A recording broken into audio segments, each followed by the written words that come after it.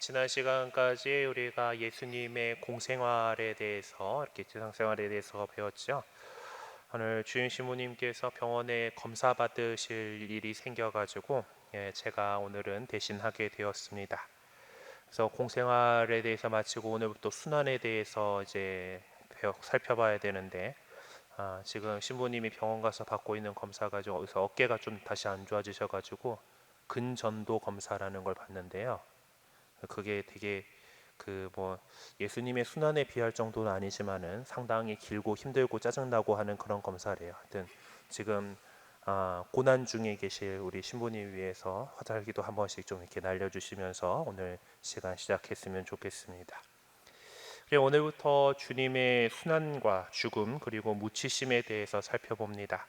이 부분에 대해서 사도신경은 본시오 빌라도 통치 아래서 고난을 받으시고 십자가에 못 박혀 돌아가시고 묻히셨으며라는 표현으로 우리에게 전해줍니다.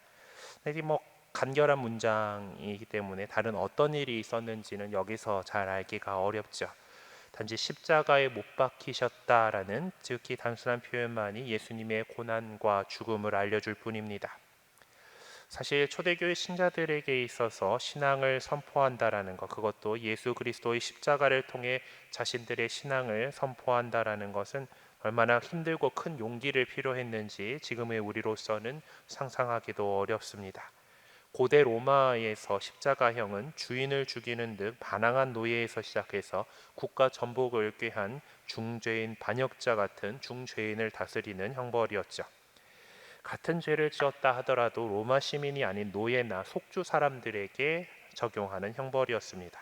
일례로 사도 베드로는 십자가에 거꾸로 못 박혀서 순교하셨지만은 로마 시민이었던 사도 바오로는 참수형으로 순교를 하시게 되죠.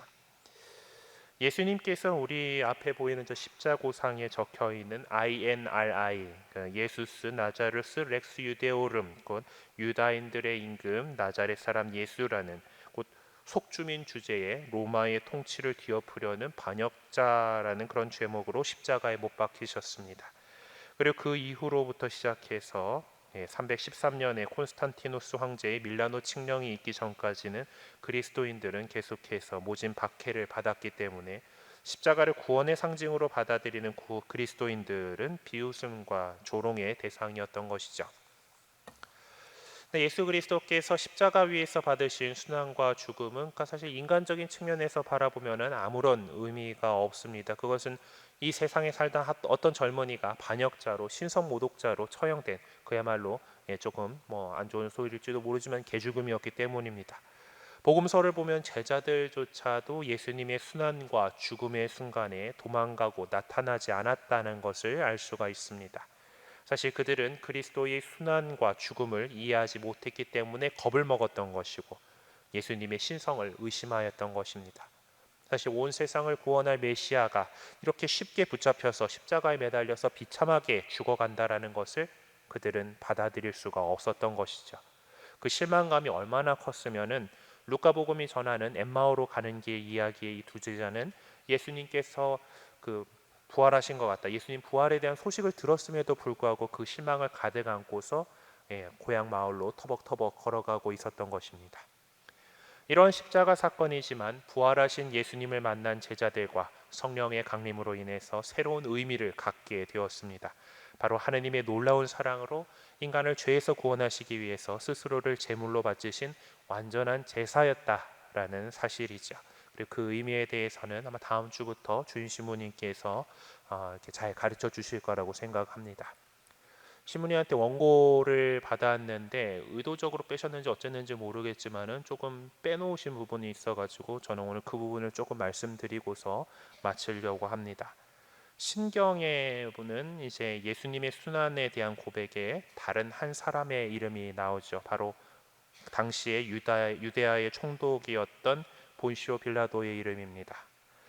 이 표현은 이제 빌라도가 사형 선고를 내렸기 때문에 책임자로서 두고두고 욕을 먹어야 된다. 그래서 들어가 있는 것은 아닙니다.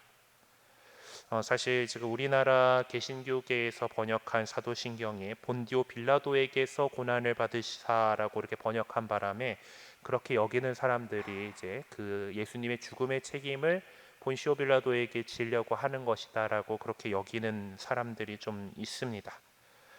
이제 그래서 본시오 빌라도가 자신의 양심에 따라서 이렇게 재판을 하지 않고 유다인들이 그 소요를 일으킬까 두려워서 예수님 십자가에 못 박히게 했다라는 것을, 예수님께서 십자가에 못 박히는 것을 묵인했다라고 하면서 사도신경을 외울 때마다 이런 나쁜 놈 하라고 이렇게 적혀 있는 게 아니다라는 거예요. 예. 사실 로마 제국에서 박해를 받고 있던 우리 그리스도교 입장에서 그 로마 총독이 잘못해가지고 우리 주님이 돌아가셨어요라고 하는 게 유리하겠어요, 불리하겠어요? 완전 불리하잖아. 로마 총독이 그래가지고 그랬다 이렇게 돼버리면은 그냥 그 로마를 적대시하는 게 되잖아요. 그래서 사실 복음서에서 표현되는 모습들을 보면은 이 사실 그 유대아 총독이 그렇게 해야 될 필요가 없음에도 불구하고 본시오 빌라도는 어떻게 해서든 예수님을 좀 빼내려고 노력하는 그런 모습이 보입니다. 그럼에도 불구하고 저 유대인들이 그렇게 그 몰아세워 가지고 그렇게 했다. 예, 그런 식으로 이제 이야기가 진행되는데 학자들에 따르면은 사실 그렇게 할 이유 하등의 이유가 없는 사람이에요. 예.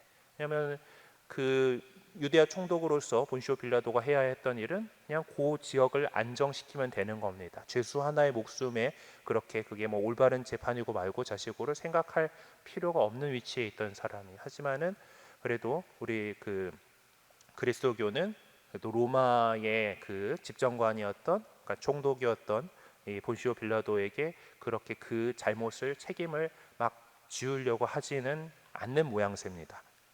하지만 그래도 사도신경이고 니케아 콘스탄티노플 신경이고 굳이 본시오 빌라도 통치 아래서라고 당시 총독 이름을 써놓고 있는 것은 그것이 바로 예수님께서 우리 역사 안에 실존하셨고 그 실제로 고난하셨고 실제로 십자가에 못 박혀 돌아가셨다.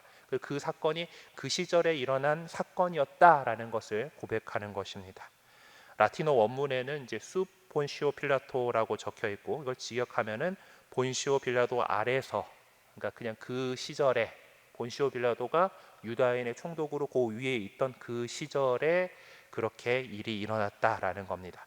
만약에 본시오 빌라도에게 책임을 지우고 본시오 빌라도에게서 고난을 받았다라고 하려면은 그 앞에 전치사가 수브, 그러니까 아래가 언더가 아니라 뭐뭐로부터라는 그런 표현을 써야 되죠.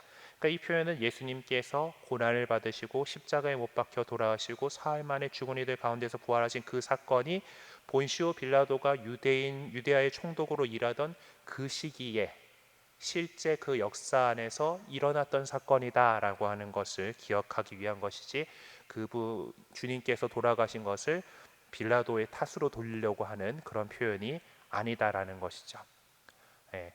그래서 그리고 이제 그것 때문에 이제 본시오 빌라도가 실존 인물이 맞냐 어쩌냐 이런 논란들도 있었는데 이제 1961년인가 이제 고고학적 발굴로 인해서 그 당시에 이제 그 당시에 세워졌던 로마의 로마식의 원형 극장에 이제 계단참에 이제 그 본시오 빌라도가 이제 유대 총독 본시오 빌라도가 황제의 업적을 기리며라고 하는 그 비석이 발견이 됐어요. 그래서 이 사람은 확실히 그 시절에 로마 총독으로 있었던 실존 인물이 맞구나라고 이렇게 보고 있고, 기원 후 26년부터 36년까지 유대아를 다스린 것으로 지금 역사학자들은 보고 있습니다. 그러니까 그때에 정말 그 시기에 예수님의 순환과 십자가 그리고 부활이 있었다. 우리의 역사 안에 그 사건이 있었다라는 것을 고백하기 위한 문구입니다. 그리고 다음 시간부터는 예수님 순환의 이유를 유다인들이 찾았던 죄목을 중심으로 살펴보도록 하겠습니다.